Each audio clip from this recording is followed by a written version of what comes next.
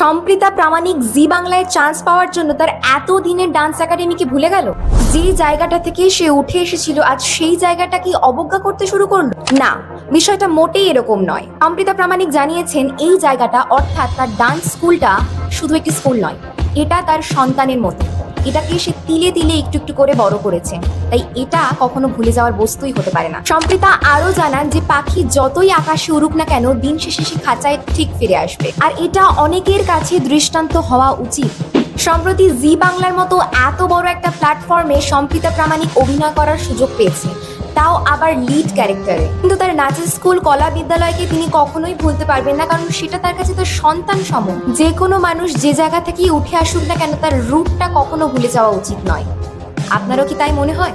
আপনার মন্তব্য কিন্তু এখনই কমেন্ট করে জানান। এখন থেকে শুধু আর মোবাইল স্ক্রিনে নয়, জি বাংলার বড় পর্দায় আমরা সম্প্রীতা প্রামাণিককে দেখতে চলেছি। আপনি কতটা এক্সাইটেড? সম্প্রীতা প্রামাণিকের জন্য রইল অনেক অনেক অনেক শুভেচ্ছা। তার নতুন যাত্রা খুব ভালো হোক। সম্প্রীতা প্রামাণিককে আপনার কতটা পছন্দ? আপনার মন্তব্য কমেন্ট করে জানাতে ভুলবেন না। আর এমনই আরও আপডেট পেতে পেজটি ফলো করে রাখবেন। ধন্যবাদ।